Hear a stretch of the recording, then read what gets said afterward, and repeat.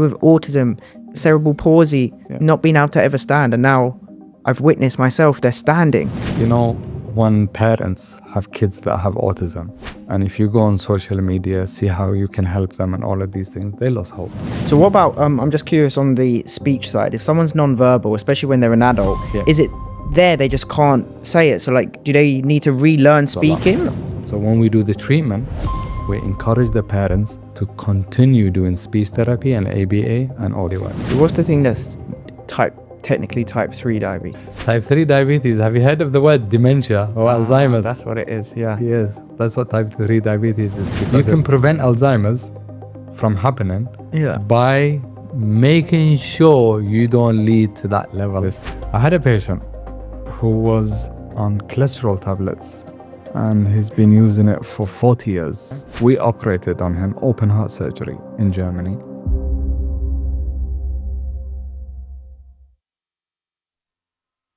So Dr. Mo, our second podcast we're doing, Definitely. a bit different from the first one. Of course. If anyone did see the clips, the first one we did on the EBO ozone therapy machine, which by the way, I can say after that I did feel a lot better, and I definitely felt the impact. Exactly. Or I did one more session, didn't I? After that second session, I felt the impact, and I saw the difference. Exactly. If people saw my blood to start with wasn't very good. But look, I actually wanted to start this podcast. We're going to go into lots, right? Today we're going to talk about everything you're doing right now, the stem cells, peptides, biohacking, all of this stuff that you're helping people with that I'm seeing firsthand. But I wanted to actually start by saying something I've been thinking about for the last week. Since we was in the clinic last week and we was discussing, and the position that you was earlier, before we started working together, and some of the changes you made within the business, and I think someone at the time was treating their child, or you were treating their child with autism from a marketing piece or video that we had helped create. Came from South Africa. And it's the first time for me in business or in life where, aside from business, aside from making money, there's actually just another driving factor to sort of help, to do business, to do marketing, whatever. And it's that's the fact that what you're doing is massively changing people's lives. And I'm fortunate enough to get to see that firsthand myself in the clinic, meet these patients, see the difference in your daughter that when I first met her was very shy, couldn't have eye contact, didn't say very much. I saw you treat her. I come back 6 weeks later. She shakes my hand. She looks me in the eye. She's speaking to me. She's dancing. She's singing. I was like, changed. what on earth? And then I've seen the same with many patients, both adults and children.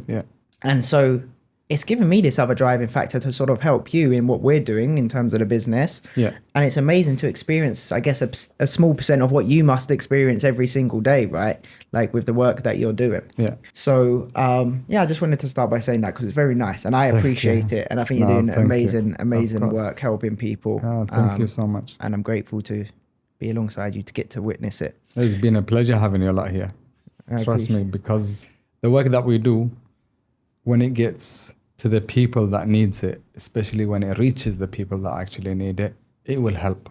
And the thing is, our problem in the beginning before we met you is we couldn't reach these people, like especially here. I know we haven't been long here in Dubai because before that I was in Germany and also in the UK. But when I came here, I had a lot of plans, what I wanted to do. And I thought in the beginning I was going to be like busy dealing with patients, and it was dead. There was no patience. I had to go and do things by myself, especially with advertisement and all of these things. And I had to go and attend events that I shouldn't be attending, but it was just to get some patient in. It got to a stage where I even started giving free services just to introduce what I do to the people, especially to the people that are living in the area where my clinic is. Yes, when you open a new business, you lose a lot of money. And we did. But thankfully, after we met you a lot, we saw what you're capable of and what you've done for our clinic. And, every person that gets help through our work, like the way we see it is we get rewards for it. Our rewards, it's got nothing to do with money. I'm talking about spiritual rewards. And the way we believe is if somebody helped us to help these people, they will also get the rewards as well. You know, they can get a reward in this life and in the next life. So you are also part of the whole circle of us helping. So whoever we help in our clinic is related to you as well. Yeah. Because if it wasn't for you and if it wasn't that you were there, it wouldn't have happened. Like, we don't know. I told you before, it got to a stage where I realized, you know what? I need to pack up and go back to Germany because this thing is not working. And then you said to me, you know what? Make a decision and go for it. Just close your eyes and let's see what happens. Just trust me and go for it. Exactly. And that's what we did. That's what you did. And I'm glad. And like I said, it's like, I'm so grateful. It's just nothing negative coming from all of this. Yes, it's so exactly. positive, and it's like, it's the first time, and I've probably been guilty myself in the past when it comes to business, becoming too obsessed in just business. Yeah. That now it's like, it's just elevated through you and what you're doing. Yeah. It's just elevated to a different, like you said, it's a spiritual type thing where you're meeting these people and you're seeing like their entire lives change. Exactly. People with autism, cerebral palsy, not being able to ever stand, and now I've witnessed myself, they're standing. Yeah. And what that's doing, not only for their life, but the parents. Yeah. And the whole family. And the whole family and everyone around them. And you know, the butterfly effect, right? Yeah, exactly. Like, imagine the butterfly effect of this. Every single person you're helping is transforming not their life, but just so many people around them for the rest of their lives. It's crazy. Even you think of some of these children that maybe was in one destiny not going to end up having children in the future and now will have children. Yes. You know, like it just goes on. And this is what I've been thinking for the last week. And not just that, the other thing as well, you know, when parents have kids that have autism, and if you go on social media, see how you can help them and all of these things, they lose hope. You know, when they lose hope, because I have my own cousin, this is a true story, my own cousin, she has a son who's 24 years old. He's autistic. She lost hope a long time ago that she knew that she couldn't treat him, and the only thing she can do is try with speech therapy, OT and ABA and all these things. It helped a little bit, but you can't sit here with him and have a conversation. Like, I will ask him a question, he will answer a few seconds my question and jump to something else. Yeah, he talks, but not that much. And then also screen time. You see him 24/7 on the phone. You know, sometimes I limit him and he gets aggressive. Now, when she saw what I did for my daughter, even though I told her before, and I said to her, and for people listening, your daughter obviously was, or is autistic, however you want to frame it. I would say now was. Yeah, I would say the same from what I've seen. Yeah. She's almost normal. Yeah. What happened was she didn't believe it when I was telling her before. I was, listen, we can treat this, we can treat our son, we can help him. And she didn't believe it. Like, we came here last year for a holiday before we moved to Dubai. And she saw my daughter. And because I haven't treated her at that time because of things that was happening in Germany related to speech therapy and OT, their policies and the system is not the same. You know, like, you can't get everything done straight away. Yeah. There's a waiting time, 2 years, 2.5 years, depending on who you are. So she saw her, she said, you know, your child is autistic. I said, yes, we already know. And we're just waiting to come back to Dubai and treat her. She said, what is this treatment that you're talking about? And I said to her, it's about stem cells and I can change her life. And she's like, there's no way you can change her life. She said, look at my son, he's 23 years old. That was last year. He's 23 years old. He's autistic. I've tried everything that I can to change his life. I couldn't. I said, okay, when I come here and I start working, watch what I do to my daughter. So I treated her. I didn't let her see her for 2 months. Like, we didn't visit them for 2 months because I was busy in the clinic. And then after that, she saw her. She saw the way she was talking. She saw the way she was communicating with her. She's like, wow, you literally changed her life. And I said, yes, I told you this. I told you I'm going to change her life. But now you believe it. She said, now I believe it. Now I want stem cell for my kid. I said, he's old, but it's still possible. We will have to do multiple sessions of stem cells for him. but we can still do it. Quick pause from the podcast to give a special shout out to today's sponsor, me, Harvey Warrington Media. Harvey Warrington Media are a growth partner for aesthetic clinics, training academies, and coaches who help and work with some of the biggest names in the industry. So if you're a clinic, academy, or a coach and you need help with paid ads, lead gen, content creation, being seen, and generating more revenue, message us on Instagram at Harvey_Warrington_media and speak with one of my team, and we can talk about how we can blow you up on social media to generate more business. And then we were sitting there last week. He was in our house. And then I asked him, this is funny, yeah?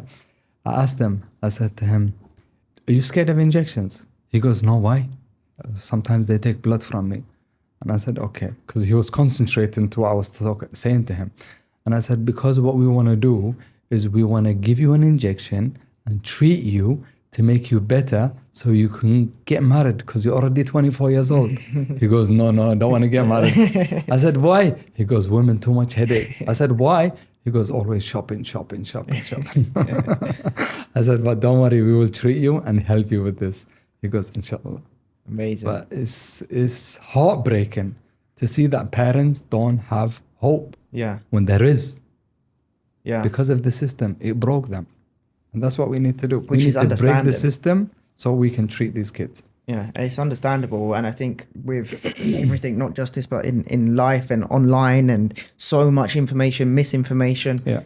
It's like people that are promoting certain things just to capitalize and earn money out of it, but they can't actually help. Yeah. And then so people hear of that, and it's hard to distinguish sometimes the good versus the bad and the experts versus the non-experts, and some because they all often sound the same or say the same stuff a lot of the time. So it's like that's where, you know, like you said, when you first move here, in your head, you know the work you're doing, what you're capable of, but others don't know that yet. But obviously the more you do hear, and quickly word spreads and people see with their own eyes, and then obviously over time that's how it kind of compounds and start to help people. But so you mentioned there it's going to be harder because he's 24 years old. Because he's older. You see, the older they get, it's not hard, I would say. It's more the repetitive of the sessions of stem cells. Got you. You know, like I treated one person, 19 years old, before, long time ago. And it took me 1 year, 8 months to treat this person. Every 4 months he was coming for treatment. But the reward was 2 years later, his father calls and he goes, my son learned how to drive and got a job. And this wouldn't have been possible otherwise. Of course. It was non-verbal.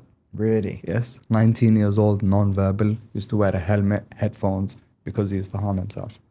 And after doing this, and then 2 years later after the treatment, obviously we used to see some improvement after every single session.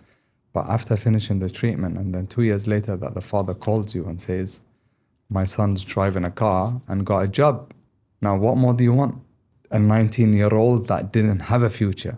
It's this treatment opened doors for this adult.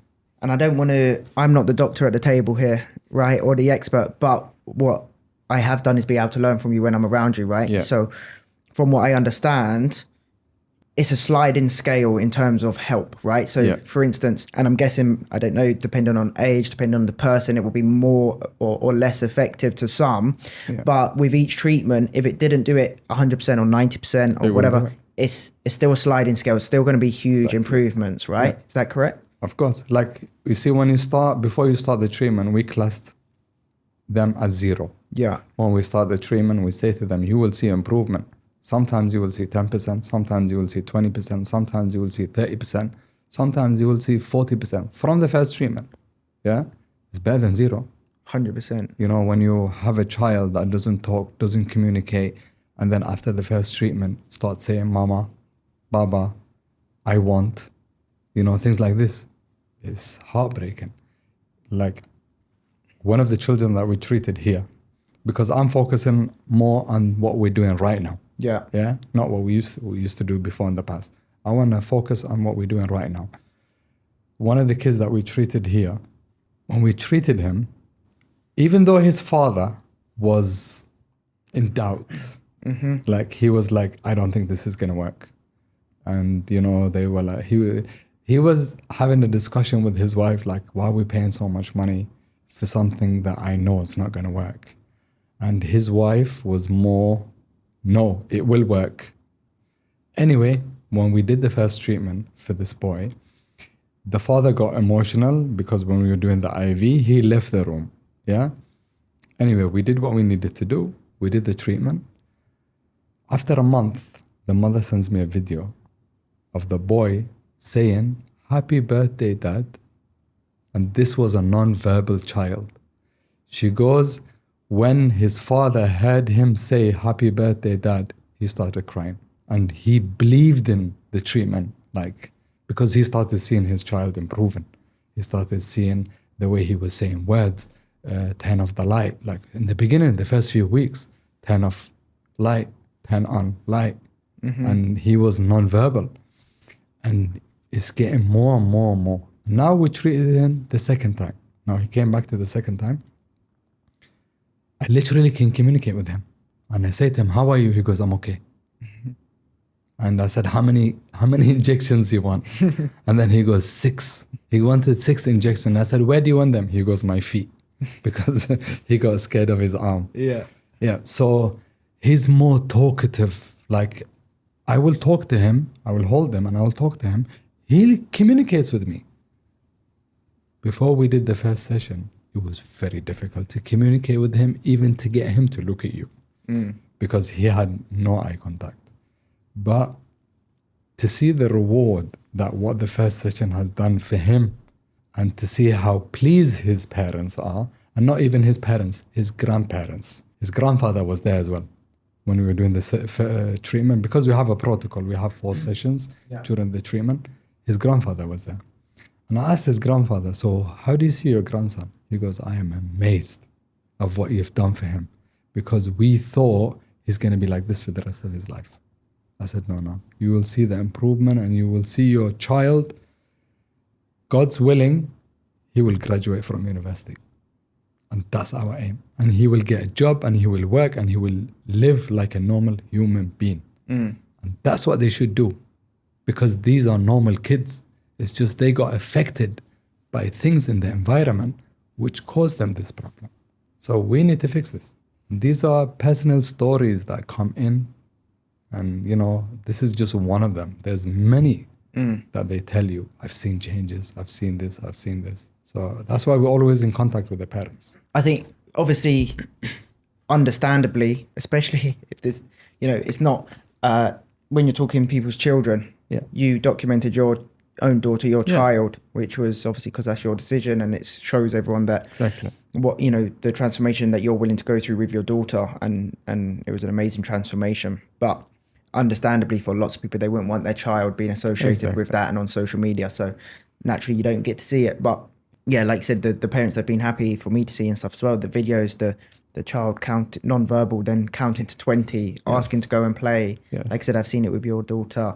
The cerebral palsy one. Mention that story. That's unbelievable.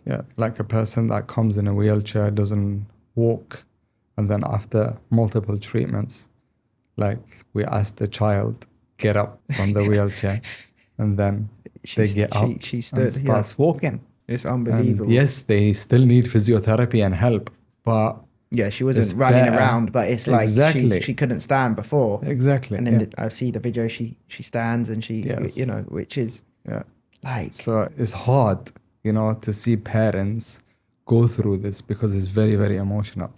And the thing is, like, before, when I was doing it, before I had my daughter, I have other kids as well, but before I had my daughter, like, I used to do it, and I used to give as much as I can, because they're kids, they're very innocent. And then when I saw the problem with autism in my daughter, I got too emotional.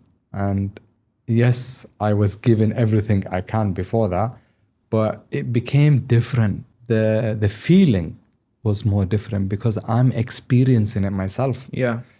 Because I can see what they struggle with. Like, before, I will see the patient, we'll do the treatment, and off they go. And then we will communicate with them, get all the updates, and then they will come back again, do the treatment, and we'll see the improvement, and off they go. But because I witnessed it, and I see exactly what happens day to day on a child that has autism, and it touched me. And this is why I said, you know what, I'm going to focus a lot on these kids, and I will do whatever I need to do. And even on the improvement part, because like we will not see day-to-day improvement on these other kids. Yeah. But when I started seeing it on my child, and the parents come to me and I ask them this question, oh, has your child done this? Yeah. Has like your child done this? Because I can relate it. Yeah. And then they say, yes, they did. Yeah. And I'm like, this is part of the improvement, because I never used to see all these things and they never used to communicate.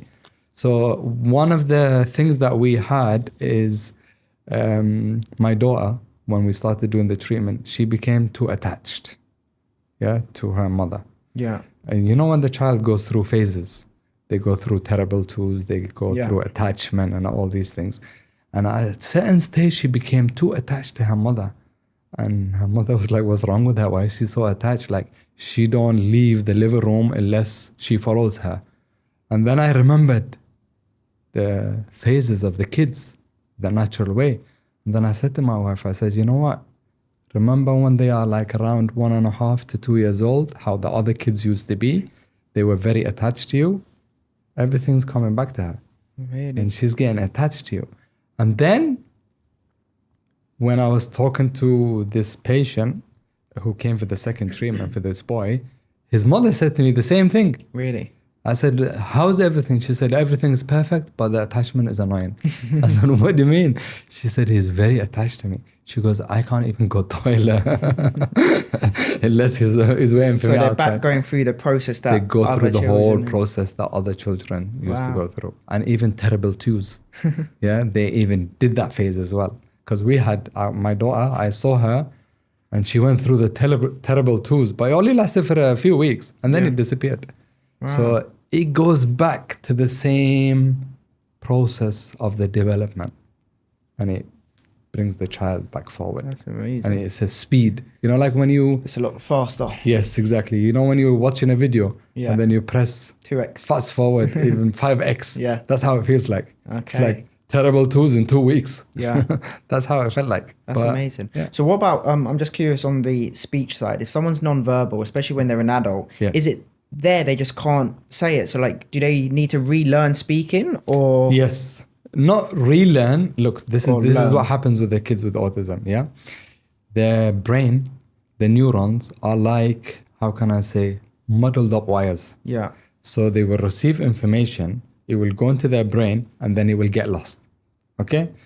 And that's why they can't communicate with you. Even though if you do speech therapy and everything, it's just they're not capable of doing it. Yes, it helps a lot. So when we do the treatment, we encourage the parents to continue doing speech therapy and ABA and OT. Why?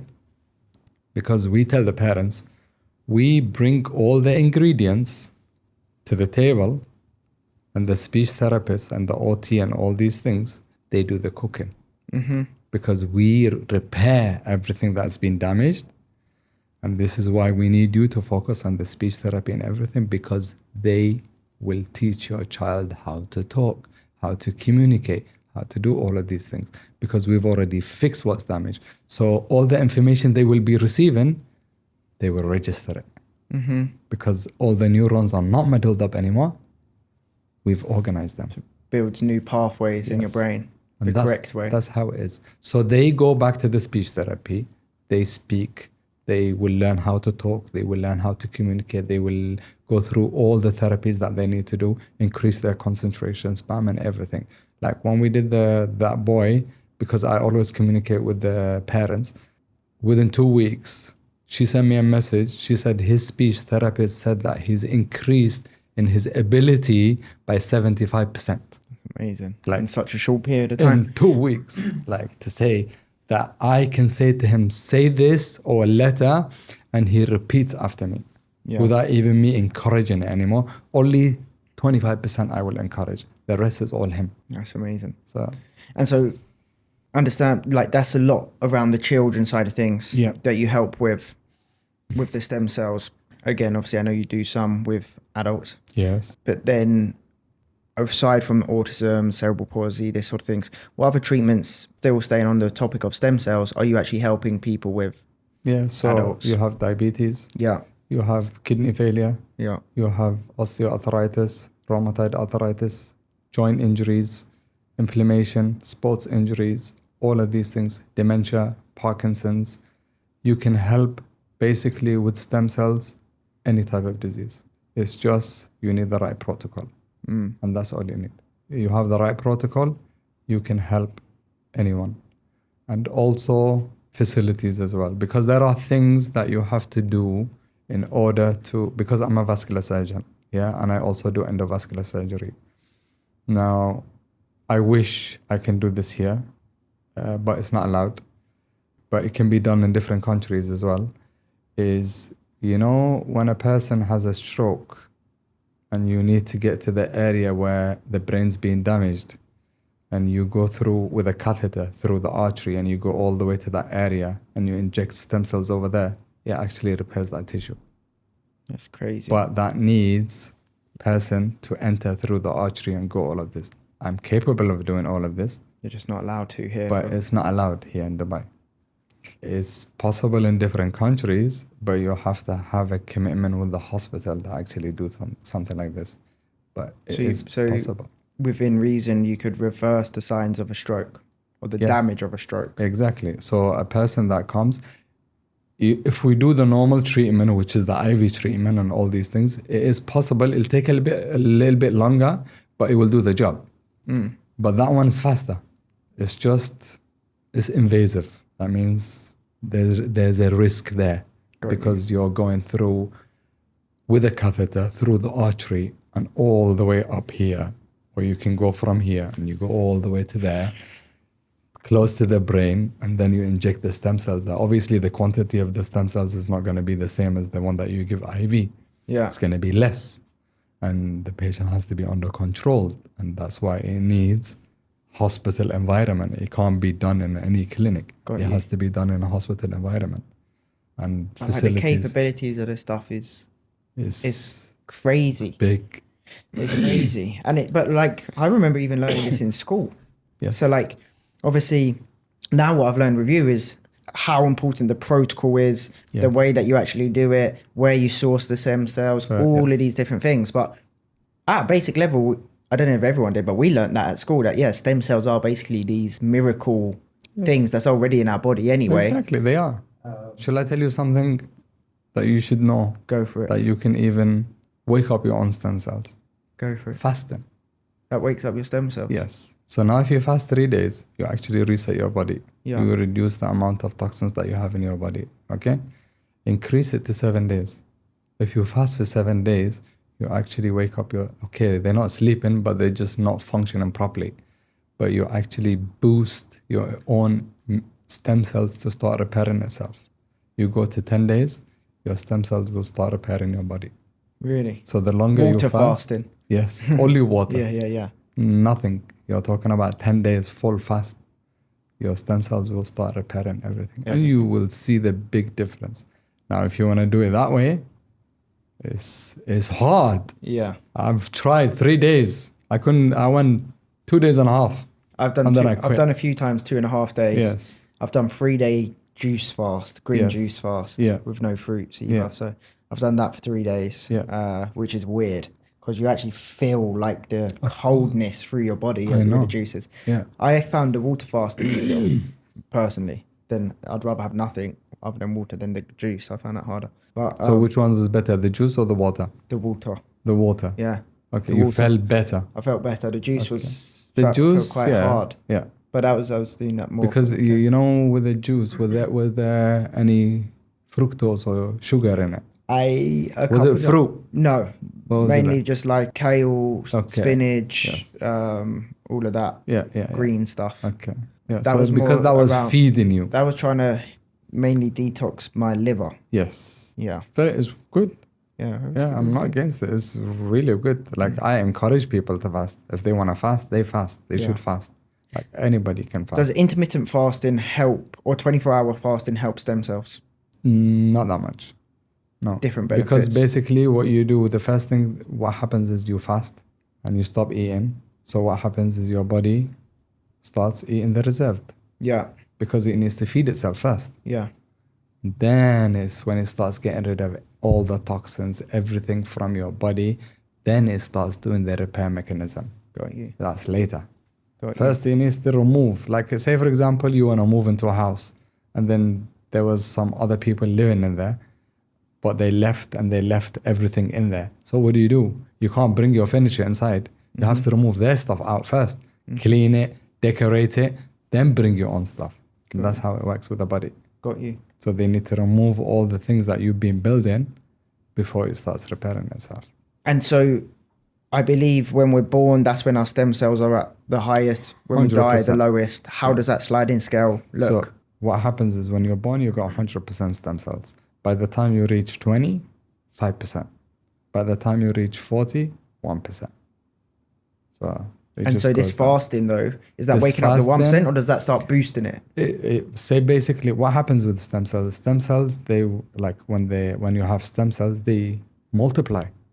Okay. So when you wake up your own stem cells, or when you help your stem cells rebuild itself, they will multiply. They will make more stem cells, and they will start repairing, and they will start doing all of these things. You will notice when you do this fasting thing, you will notice reduction in inflammation, better clarity, your brain fog disappears, your tiredness disappears, your skin, everything feels like you've gone back 15 years back.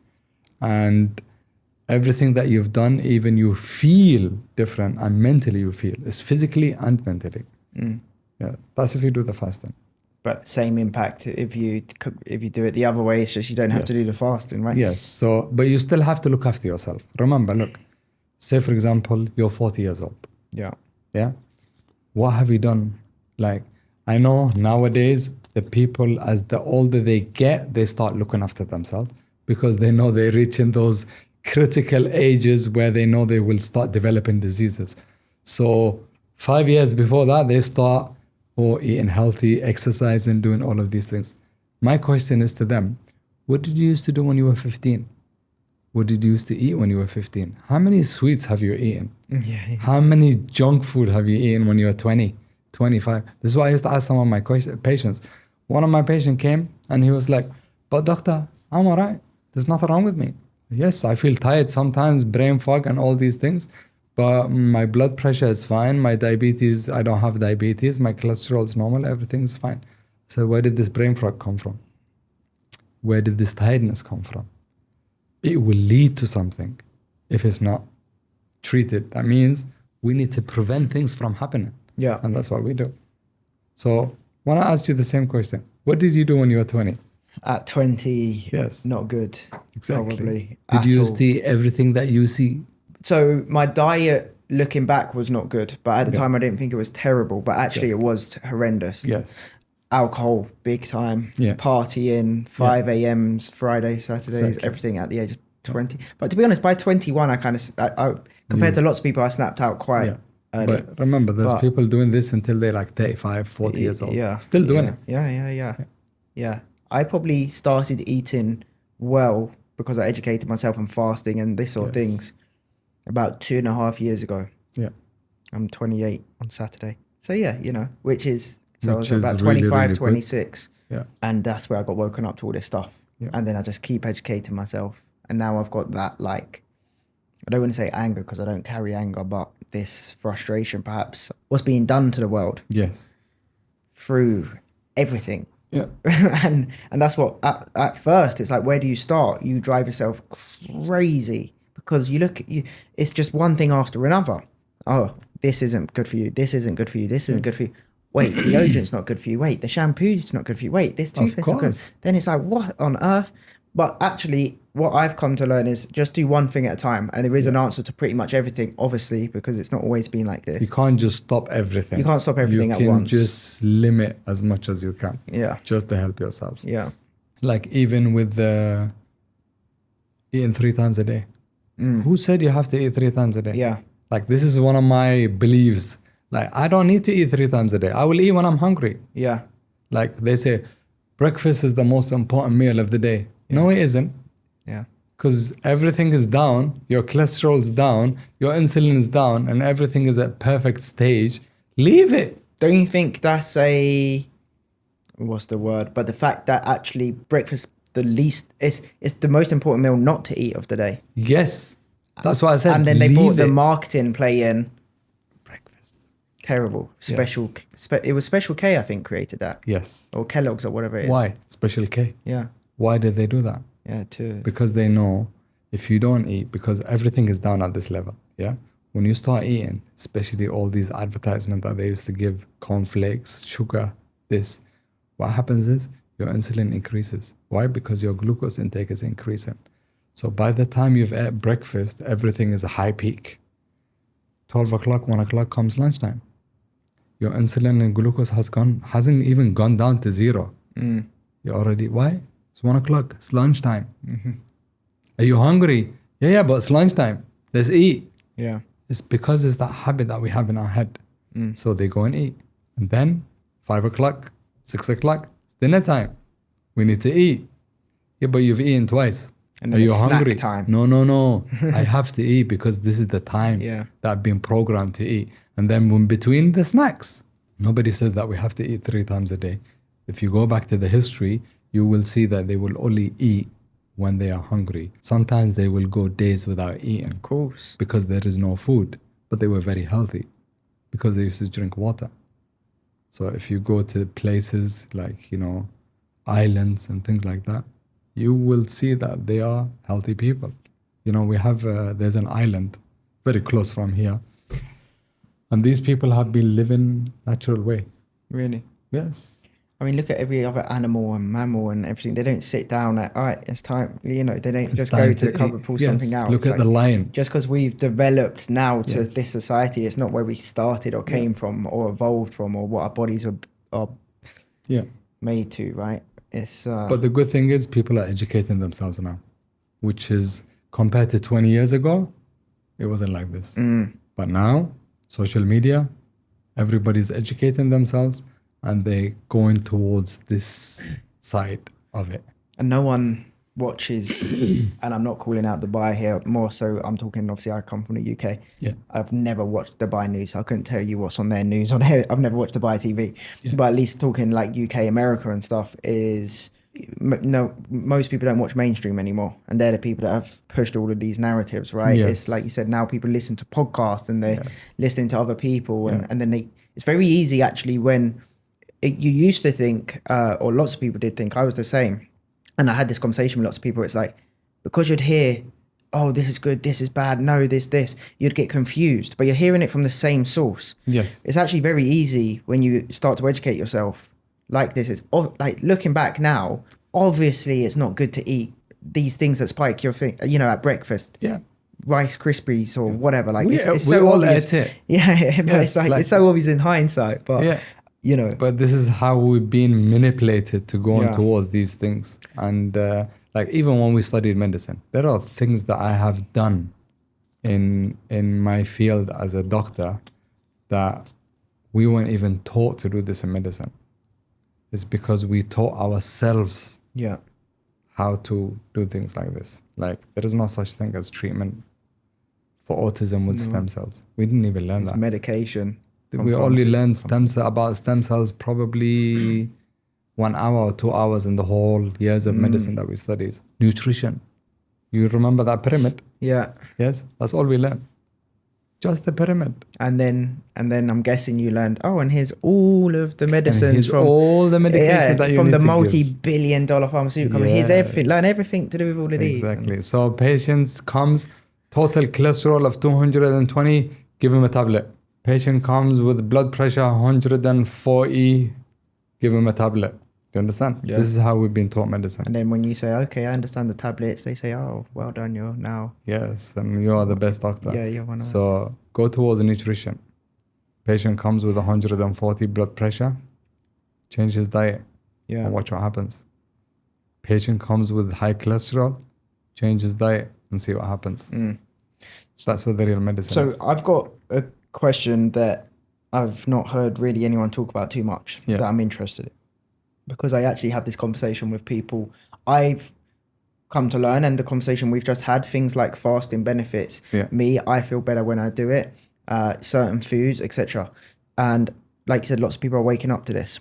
What about the people that are already in a certain position? They're not, so I'm now optimizing my health and reducing my risks. What about people that have already certain conditions, whether it's diabetes, certain types of diabetes, or certain health related things? Maybe they're already on tablets for stuff right now. And then the information to them might be actually, high protein at breakfast. You do need this. You can't go certain periods of time. And granted, I think sometimes because of how they're currently set up, if they do that, they do get consequences, fainting or headaches or whatever. For fasting and all this. Correct. But for these people, is that where, can they still just do this stuff? Is it still beneficial? They do something else. Okay. First of all, they need to go to the root cause of their disease.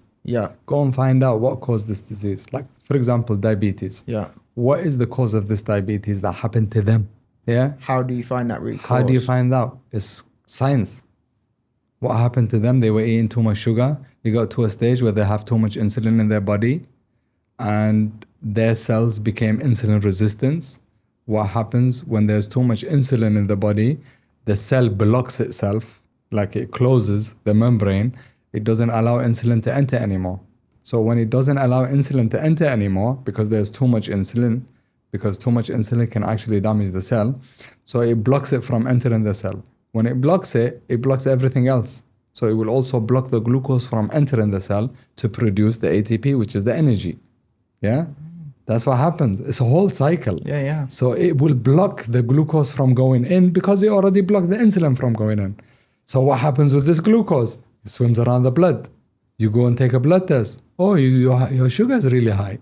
Yes, because my glucose is swimming around the blood. It's not going inside my cell. Oh, you feel tired. Oh, I'm feeling tired. I've got brain fog. Yes, because your cells are not producing ATP, energy. Why? Because you got too much insulin in your body and it's blocking the cells from entering. Now you got patients coming, I've got iron deficiency. Okay, go back to the liver. So what happens when this is happening is the liver produces an enzyme called hepsin, and this enzyme blocks the iron from entering the cell as well. And then they have iron deficiency. So you need to go to the root cause. Get rid of this insulin resistance by healthy lifestyle, eating healthy food. Also, detoxing. There are so many things that you can do to detox your body. You can go and search online. How do I detox my body from inflammation, from all these toxins? You will find it. Like in our clinic, we have ozone therapy. It's the most powerful detox system that we can use. And it's the fastest. And it works. And it's safe. And it works. And even if you're scared of needles like me, it's still worth it. Now, we have patients that come with HB1AC, which is diabetes. It has to be above 6 to become diabetic. Pre-diabetic is around 5.7 to 5.9, 6, that's pre-diabetic. So the way I class it, from 6 onwards, you're diabetic. You're not pre-diabetic anymore. You're already diabetic. I've had patients come with HB1AC 6.9. That means they're already under diabetic. And the doctor has already told them to take the tablets. They refuse to take the tablets. So they come and do the detox system. By the time they finish their protocol, which is the multiple sessions that they received, after a blood test, their diabetes or their HB1AC 5.4, which is normal. That means they're not diabetic anymore. Crazy, isn't it? You understand? So same thing. I've seen these multiple people come in with different, like the diabetic stuff that just got rid of it. Diabetes, in a short space of time too. You have inflammation, joints inflammation. Ebo also helps with it as well. You have stem cells. Do you know, I wouldn't say the word cure, but I actually improve the quality of a patient's life who was diabetic and he's had it for 10 years. And after giving him the whole treatment of the whole protocol within a month and a half, I got rid of his diabetes. Really? And now he's on maintenance. That means he's looking after his health. He's on peptides, and if he continues doing what he's doing, this diabetes will never come back to him. Quick question. You got 2 types of diabetes? Yes, type 1, type 2. You're talking about type 2? Type 2. Is there anything you can do with type 1? Yes, possible as well. Because type 1 diabetes, if you look into studies, go to research, search the internet, type 1 diabetes has already been treated with stem cells. China, some European countries, even here, Abu Dhabi, they've already treated type 1 diabetes with stem cells. Obviously, under monitoring, multiple sessions, but it actually works. What's the thing that's technically type 3 diabetes? Type 3 diabetes? Yes. Good that you mentioned that. Type 3 diabetes, have you heard of the word dementia or Alzheimer's? That's what it is, yeah. Yes, that's what type 3 diabetes is, because of insulin resistance in the brain, which causes this inflammation in the brain for them to start not functioning properly and they start forgetting things. Now, Alzheimer's, you can actually treat that. If someone's already prevent it or treat it? You can prevent it and treat it. You can prevent Alzheimer's from happening by making sure you don't lead to that level, detoxifying your body, making sure you're not eating a lot of carbs or sugar. That will affect that insulin or that spike of the insulin resistance in your body. You know about something else? Not a lot of people know about this, but I've seen it from big doctors. Nicotine patch. For Alzheimer's, for Parkinson's, for any type of inflammation. Really? Yes. Autoimmune disease. Huh? Why? The nicotine patch actually does that. It reduces the amount of inflammation. Why? Have you ever seen a smoker? Yeah, even though I'm not, smoking is bad. Yeah, of course. Yeah, but have you ever seen a smoker that smoked for the rest of his life and developed Alzheimer's? I've never seen one. I know a lot of people. When I used to operate as a heart surgeon in Germany, we used to operate on patients like 85, 90 years old. Even in vascular surgery, when we used to operate them, you're talking about patients that are 95, 97 years old, and these were smokers. I'm talking to them like I'm talking to you. Really? They are all there. And it's because there's lots of bad stuff in cigarettes, but there's also the nicotine. Exactly. So is the bad stuff that's in the tobacco, because they have to process the whole tobacco, wash it with all these chemicals and go through all these processes in the factory. That's what causes the problem. It's not the tobacco leaf that causes the problem. Tobacco leaf is actually good for you. If you use it the right way. And this is why nicotine patch is also good for you, because when you put a patch here, it helps with your dopamine. Really? Yes, production of your dopamine, which helps control. The easy way, like if people have limiting beliefs as well, and this is how I broke my beliefs around lots of stuff, is first of all, like you said, go back, but even if without going back too far. Yeah. So autism, it used to be in recent history, not recent, like 20 years ago or something. Was it not like how many people? So look, I'll tell you, just autism, Yeah. In 1999, that's like what, 26 years ago? It was 1 child to 1,000 children. 1 child will have autism, 1,000 children will not have autism. 2022, few years back, 1 in 30. Now what happened during that time? What caused this increase of autism? Is genetic? No, it isn't. Why wasn't it genetic a long time ago? Yeah, that's what genetics are. Yes, genetic is it comes from one parent to another parent or from grandparents. Why wasn't the same incident at that time the same thing? And this is what we know now. It's already increased even more, and now it's 2026. Yeah, they is saying there's a prediction that in 2030 it will be 1-on-1 or 1-on-2. But then you still hear them say, "Oh, yeah, it's because we got better at testing."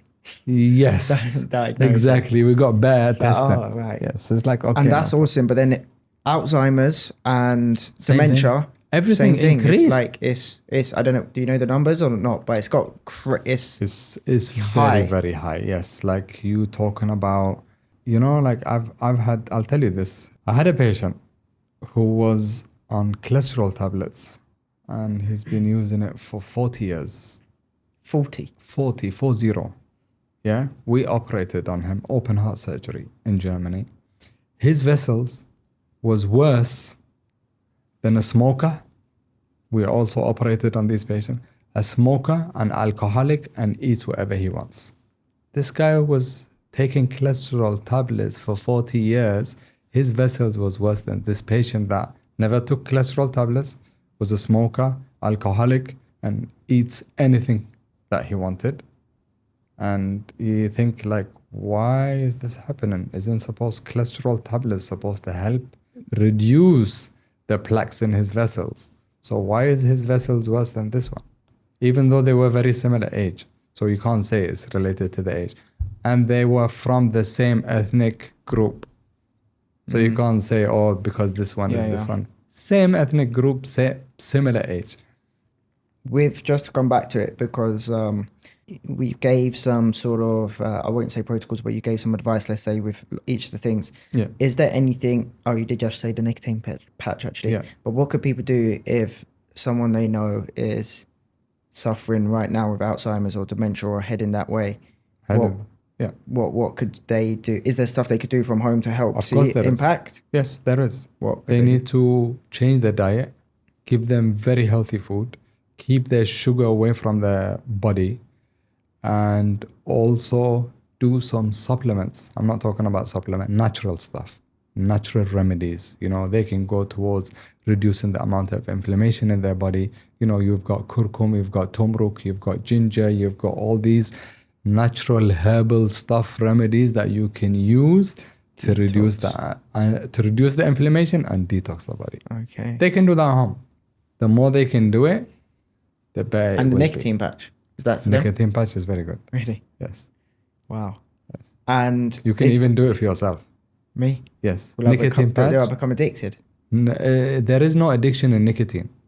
The nicotine is not addicted. As soon as you remove, but you're using a very small amount of nicotine patch. Okay. I'm not talking about the big patch, you know, when you quit smoking, you have to put the 21 milligrams. No, use the 7 milligram, cut it in half.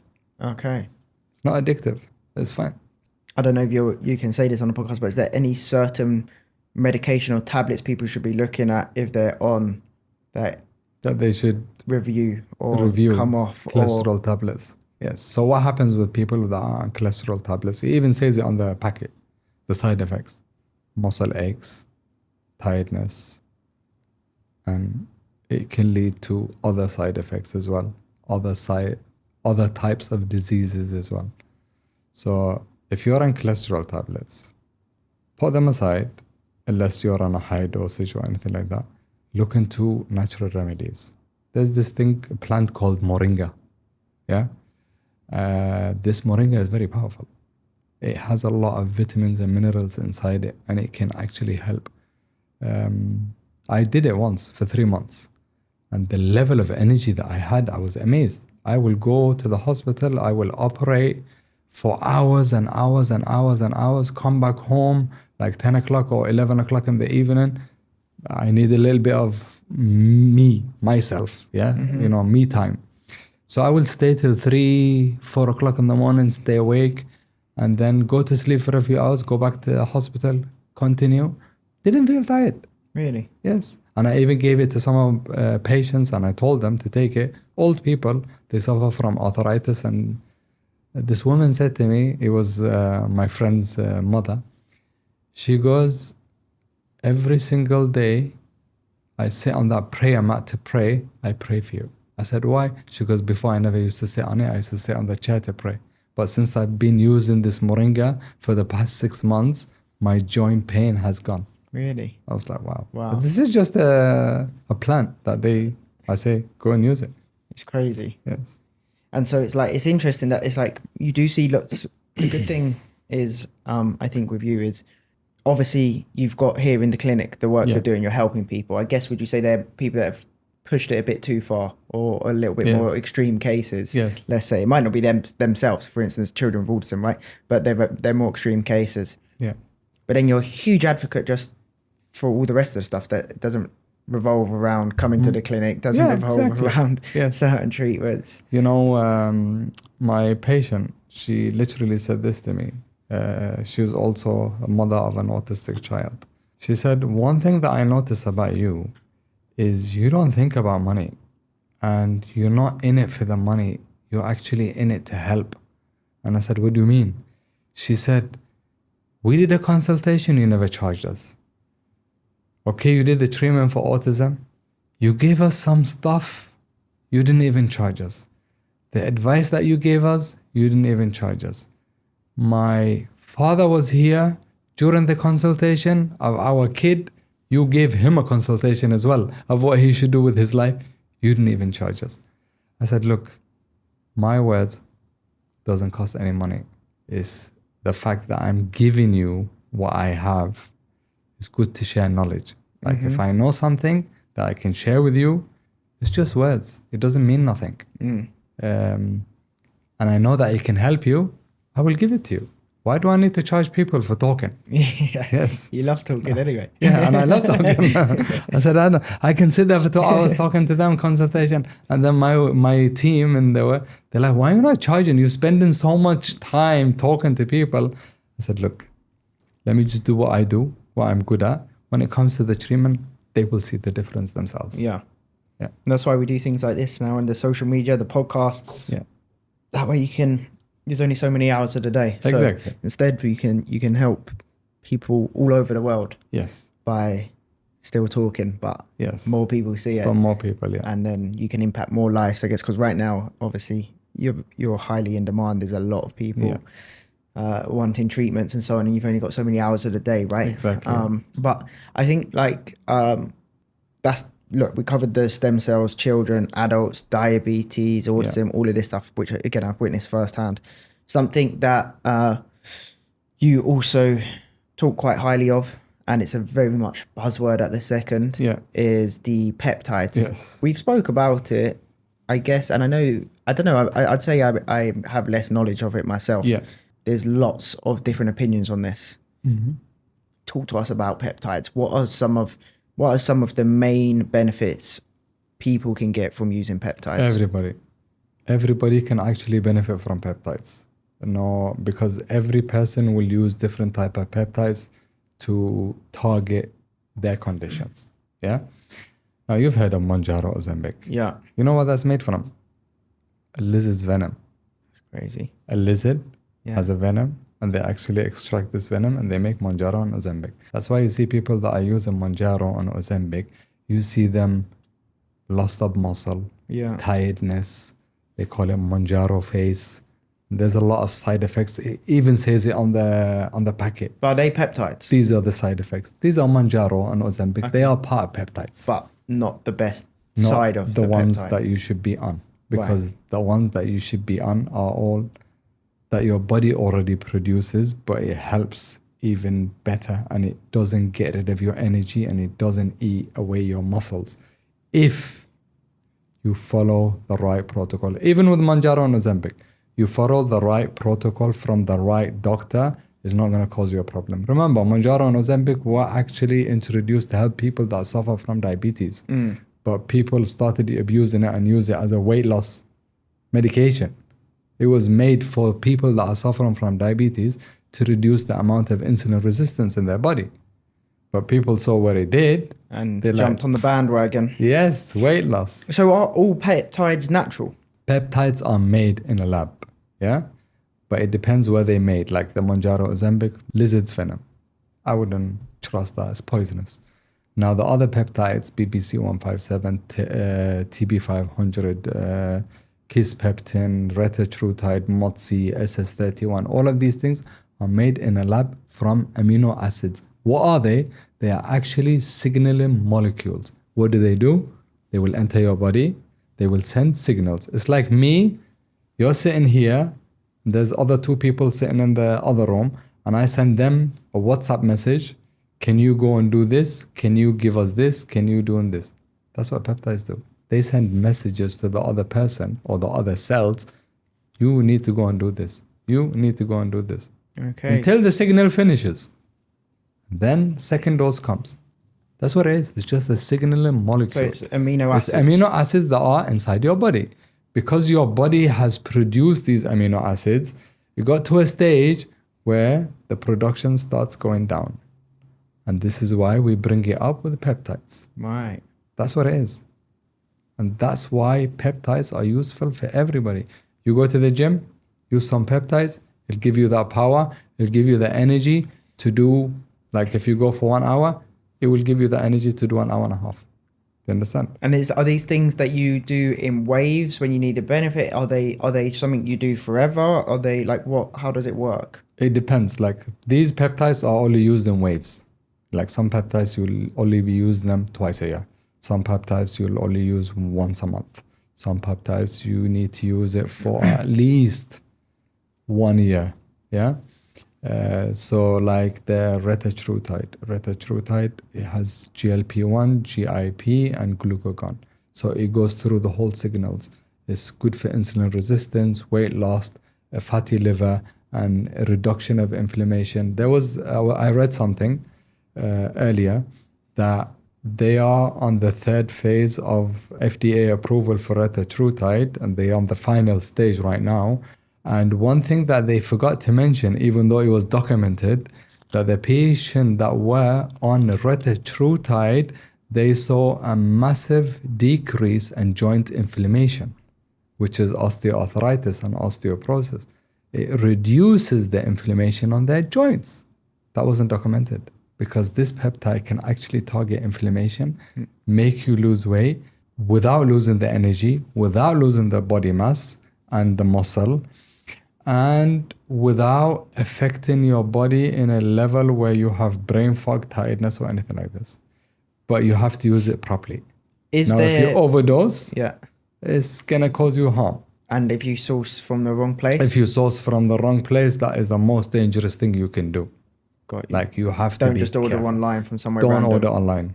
Make sure this lab is accredited and make sure everything is there because I've seen on social media I've got multiple people I've seen, I don't know who, random people, like hustlers selling peptides. I know, I've seen them as well. And that's dangerous. Yes, of course, because there's a lot of things that they can get from abroad, and you don't even know what's inside them. You know how many toxins that you're injecting in your body. That's why you have to be careful. Now, if you're scared, if you can't find the right source, don't use them. Don't go and use the wrong source. No. If you can't find the right source, don't use the wrong source. So don't use them. Go to a doctor or go and do something else. Rather than use the peptides. Go exercise. That's what I'd say. Go exercise. Because exercise will actually rebuild your body and it will help yourself. That's the only thing. I mean, obviously this is why I'm asking you, but that's the only thing that springs to my mind is like, like we said earlier, I tend to, if in doubt, look back what might have happened 1,000 years ago, let's say, right? And they weren't injecting themselves with peptides.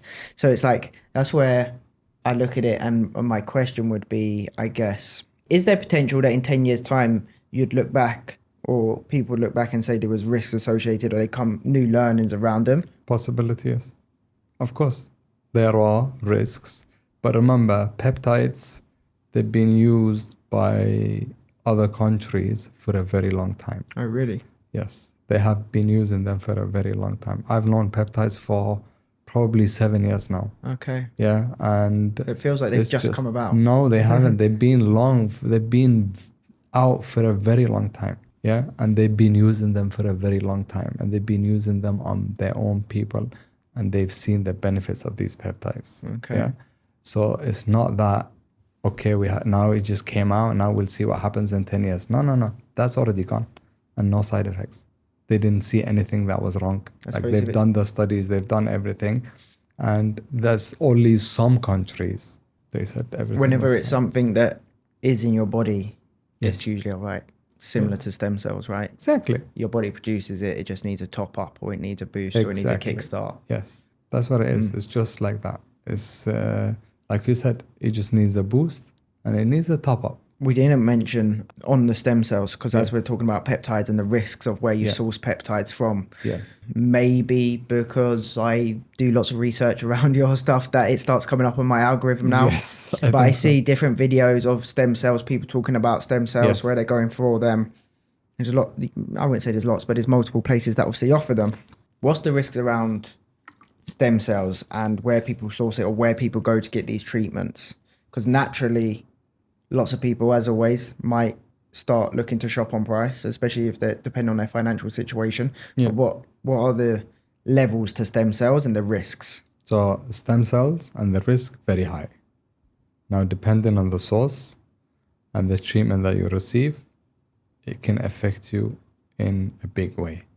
Now, I know I've seen and I've read some stories of patients going into sepsis shock. Sepsis shock means that is the worst inflammation and infection that you can have in your body, that you end up going in the intensive care unit, because of treatment of stem cells. Why? Because of the wrong source, the wrong type of stem cells. It can actually be life-threatening. That's how risky it is if it's not done properly. So most important part, source. Where is these stem cells coming from? This is what every single patient needs to ask the doctor. Where is these stem cells coming from? Second part, the protocol. How's your protocol? How many cells you given?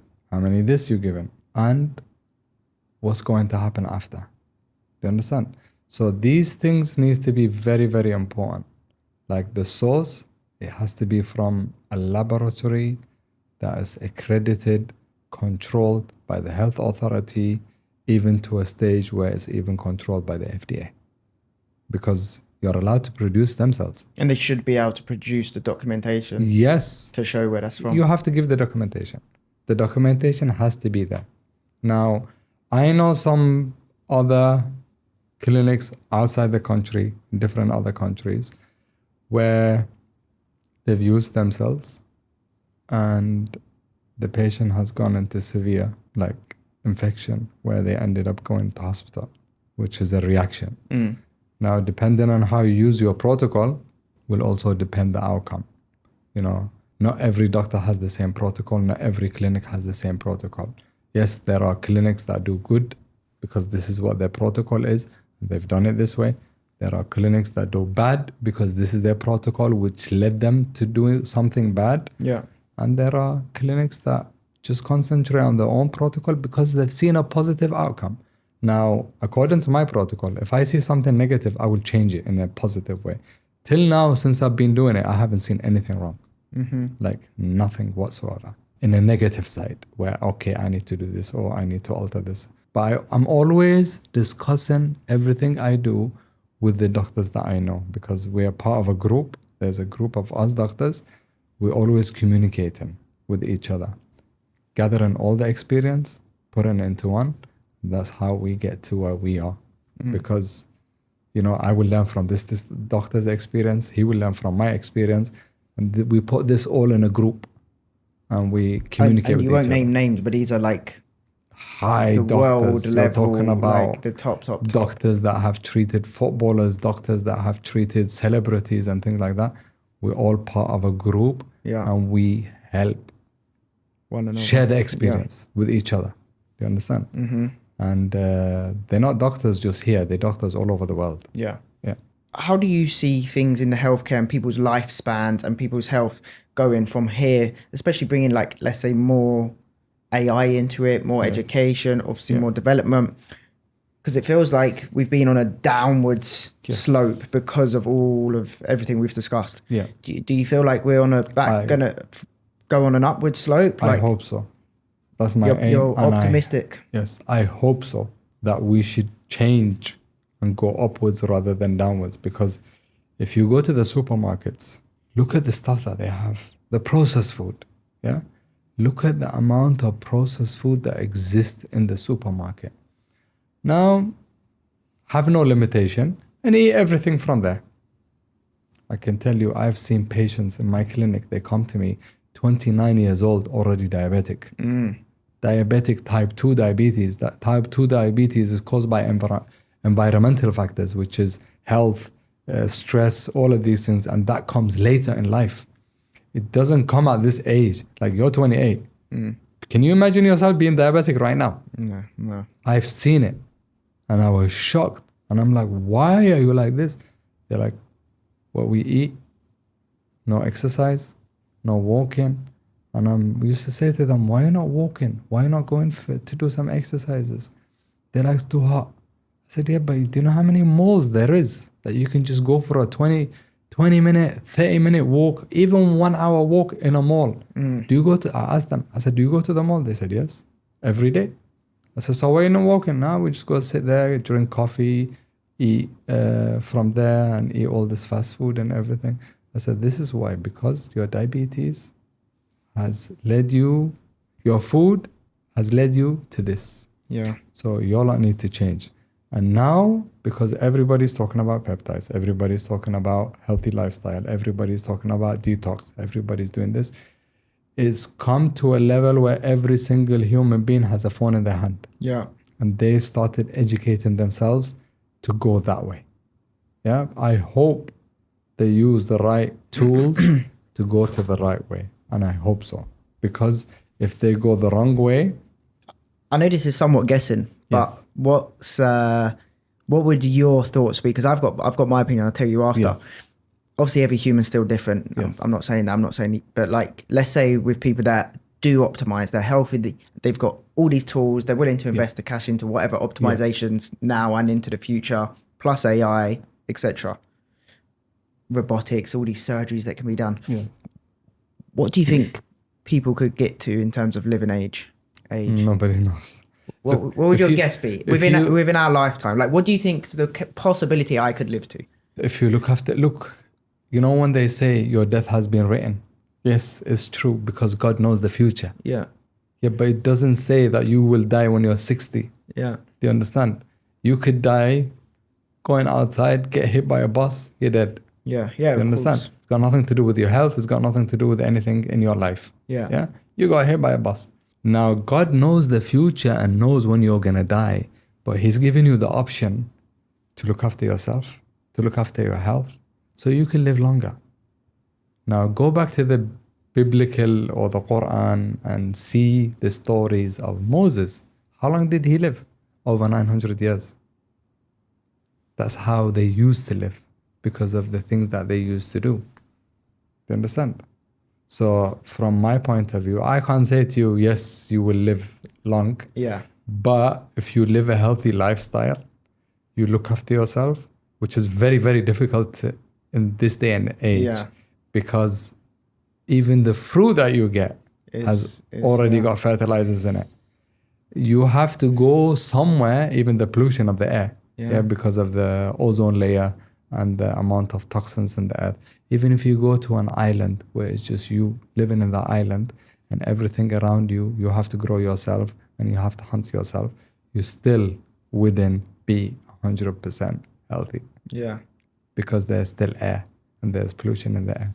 So like I wouldn't say how long, but you can live as long as you can. Yeah. That's how I say. It's a bit of an upwards hill. Yes. It's an uphill battle. So it's been on downhill. Hopefully now it's going uphill, but it's a bit of a battle because it's just the foundation stuff. If that doesn't get fixed, like I said, even if you're trying to eat all the right foods, certain meats, fruits, vegetables, etc., but if they've all sprayed and stuff, it's like even the foundation is messed up. Is making it, very hard.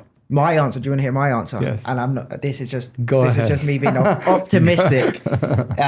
I think we have potential to live in my lifetime to I'm optimistic we can hit over 150 plus. Definitely. 150, 200. Definitely. Which sounds good, but in decent health as well. Yes, you can. You've seen some people, they live 150 years old. Not 150. Yes. Not yet. Go do 110, some 120 research. maybe. Do some research. You will see all the way to 150. Really? Yes. You'll find it in But China. also they're still very old. I think we can be healthy and but essentially I'm saying I think we can find the way to, if not fully turn back the clock, but really reset the clock. Yeah. Or slow it down, sorry. Slow it down. Slow it down. Yeah. When you listen to the likes of, say, Elon Musk, again, I know he's not a doctor, but this guy's a genius. Scientist, yeah. I'm pretty sure this guy's already got an AI chip in his head, but that's a different conversation. But he says, he thinks in hindsight, it will be obvious. It's like, he says you don't have a left arm older than a right arm. Like your whole body's in perfect sync on a clock. He's like, we just need to figure out how to slow or reverse or whatever. And with AI, I don't know, that's just my random thought. Let's see. Hopefully we can do a podcast in, what would it be, 130 years? Probably. 130 years time. If we're still podcasting. Because I'm older than you. I might not even reach there. Maybe in 100 years time, we could do another podcast and look back at this. Definitely. Another thing, which I'm super intrigued about, because we've actually not spoke that much about it ourselves, which I saw you speaking to someone the other day in the clinic about, is parasites. Yes. and treating parasites and how many people have parasites and what it leads to and all of these crazy things. I've got lots of questions, but talk to us. Like, what do you know about parasites? Let me just ask you a question. Have you eaten sushi before? Yes. You have parasites. That's it. That creeps me out. Exactly. So the parasites, they live everywhere. They live in our body as well. There are parasites that can cause a lot of issues. They can cause anything from spots, from inflammation in your gut, from infection in your stomach, from brain fog, from tiredness. That's what they do. They produce these toxins which can cause, IBS, irritable bowel syndrome. Yeah. It's actually caused by parasites. Really? Yes. A lot of things are caused actually by parasites. If you get rid of these parasites and destroy them, you can get rid of this irritable bowel syndrome. And I've done it to many people. Yeah. They will come and they will have bloatiness in their stomach and they feel like tired, cramped, and all these issues that they have. And I say to them, let me just put you on a parasite protocol and let's see what happens. To cleanse the parasites out your body. To kill the parasites. And because the thing is, the protocol is you have to have a binder and then you have to use this parasite medication. I'll tell you the name of it. There's two of them. There's one called ivermectin and one called fenbendazole. Yeah. And the binder, you can use anything. There's activated charcoal, which I don't recommend because activated charcoal actually takes good and bad. Like you have to use supplements on top of it because it takes your magnesium, sodium, potassium, and all these things. There's other thing called zeolite, and there's another thing called peptic citrin. These are the binders that you should be using with these medications or any type of medication that you use to destroy the parasites. There is a lot of parasite protocols online. All you have to do is search it. And they will actually destroy these parasites. The other thing which I found very, very interesting, I didn't know until like a few years back. There was this professor in microbiology, and he was telling me he's also into this protocol, parasite cleanse and things like that. He actually came to my clinic 2 months ago, and he did EPO with me. Because he's very educated, when he was doing EPO, because remember, it's an hour and a half, I was sitting next to him and just talk to him. Yeah. Get as much information from him as possible. And I gathered a lot of information. One of the things that I learned from him, he goes, when you target the parasites, make sure you target them on a full moon. And I was like, what? I know how the medical parasite cleansing is. And I said, why the full moon? He goes, because they are mostly active at the reproductive part of their life on a full moon. That's why you see some people on a full moon, if you look at the day on a full moon, they're a bit more agitated, and because the parasites are more exposed at that time. So when you target them on a full moon, their membrane is open. That means they are more exposed. You can hit them really hard and you can kill them. And he goes, do a 7-day cleanse and then do it multiple times. And I was like, okay, let me start implementing this protocol on my patients. And I did. First person I implemented it on myself. Okay. I felt different. Really? I felt the relief. I felt like all the bloatiness that I used to have in my stomach gone. So 7 days. Yes. Does a very good cleanse. So 7 days does a very good cleanse, but you have to do it multiple times. What? Like 3 times. In a row or spread out with in a a gap? row. In a row. So like basically, 3 I'll tell you the weeks. whole protocol. Okay. Anybody can go and take this protocol. The most important thing is go and find this ivermectin and fenbendazole. It's very, very difficult to find. Okay. Yeah. So the protocol is you start using the binder at least 2 weeks, 3 weeks before using the ivermectin, before you do the parasite cleanse. Yeah. So I'll give you an example. If you want to do it 2 weeks before, you do it on the 15th of the month. Yeah. When is the full moon? The full moon is the beginning of the next month or the 31st of that month. Yeah. So you do on the 15th of that month, you start using the zeolite every single day. And then at the beginning of the next month, that's when the full moon is, you take ivermectin, fenbendazole every single day for 7 days. Then you stop the ivermectin and fenbendazole. The zeolite you continue. Now I'll tell you why. Because as soon as you target the parasites, you kill them. What happens? They die. They release toxins. It's like when anything dies, It releases a smell or anything like this. And that's what the parasites do. They release these toxins, and these toxins can affect you and go around your bloodstream again. So when you use a binder, this binder binds to the toxins and releases them from your body. Then you do the xylate, you continue. Yeah. And then you wait till the next month and do another 7 days. Full moon, 7 days. You'll target more parasites. Then you wait, and then you stop the ivermectin and fenbendazole. Then you wait for another month, and you do the same protocol again. So you do 3 months. So you do 3 months in one go.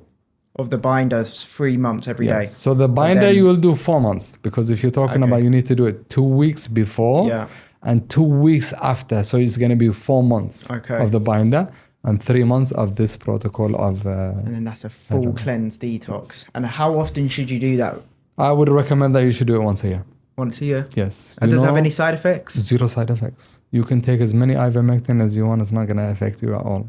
You can get more side effects from paracetamol than ivermectin. Really? Yes, that's how safe it is. The other thing as well, you can use ivermectin to many things as well. You can use it, people used to use it in COVID time. Okay. Like when they get COVID, they use ivermectin, boom, COVID gone. And a lot of people used to use it at the COVID time. Like if we knew this at that time, we could have used it to our patient. But the ivermectin is not available anymore. Like it doesn't exist in majority. I remember before in the UK, in the 19s, you used to go to the doctor and like, I've got a stomach bug or anything like that. What did he used to give you? Deworming medication, ivermectin. Really? You go over there, you take the tablet, he tells you take it for 3 days and stop, and then take it another 3 days and stop. And you feel better after that. That's what they used to do in the 90s. I remember I went to UK 94. Yeah. And since then, I've lived in the UK since then. And I remember we used to go to the doctor. He used to give us a tablet. Really? Then I remembered how the tablet used to look like and the name of it. It was ivermectin. But they stopped prescribing it because they're giving something else now. But ivermectin is very powerful. Is that the main protocol to do for parasites? This is the main that I do. Yeah. There are other ones. There are some things that they sell online. They use, one of them is a dropper, one of them is a spray, and the other one is the parasite cleanse. You have to use this 4 weeks before or 8 weeks before you use the parasite cleanse. I've never tried that one, but I've tried this one. And you this feel one is a crazy very difference. Do most people have parasites? Everybody has parasites. Really? And then once you've done this cleanse, is it you'll reduce it or you or should reduce you it to a very high percentage? Yeah. Because remember, there are different types of parasites. I'm actually got goosebumps and itching. It makes me feel. There are different types of parasites. Yeah. Now the fenbendazole with the ivermectin together, they will take 80% of the parasites. Got you. There are 20% that you have to use other stuff to get rid of them. But nobody has 100% parasites. You probably have 20%. You probably have 40%. And we use it also on our children that have autism. I say them our children is because I see them as my children as well. When we treat them with the stem cells and all these things for autism and cerebral palsy or whatever, I put them on a protocol of anti-parasitic cleanse later, and it helps them as well. People that have autoimmune disease, I put them on a anti-parasitic cleanse. Even diabetes, it helps them because it removes all these toxins from their body as well. Any conditions, anybody that comes, doctor, I have this, and I say to them, I give them the protocol and I do whatever. And I say to them, you know what, I will also recommend that you should do the anti-parasitic cleanse. Like I give them the whole information. I say, go buy Xylite from online, go buy the ivermectin if you can from this area. If you want, I will bring it into my clinic. I will order it, but it takes a long time. And then you can just come and pay what I paid. Yeah. I don't make no profit out of it or anything like this. I do it for the sake of the patient. Just helps everyone. Many patients, they come like, oh, can I have some ivermectin? I'm like, here, this is it. This is how much we pay. Pay the same price. That's it. It's crazy. Yeah, and we use it for a lot of people. And it helps a lot of people as well. So how do people get parasites? Where are some of the places? Or how? Sushi. Yeah. Contaminated water. Swimming. Uncooked food, rare steaks. Oh no, really? Yes. That's how I like my steaks. Fruits, vegetables, anything that you can eat, will have parasites if it's not done properly. You know, some people, they eat these cherries and they've got worms inside them. I swear to God, I remember a doctor in Germany. I've seen the videos of people cleaning strawberries. And yes. I remember one of my colleagues in Germany, when we were sitting down in the emergency department, I was discussing it with him, and in my garden I had a cherry tree, and I said to him, every single time I used to take it out, I have to open it. If I see a worm over there, I throw it. He goes, no, what are you doing? Eat it. I said, why? He goes, because you will go inside your stomach and your stomach will digest this worm. I said, yeah, but that's disgusting. Yeah. Like eating a worm.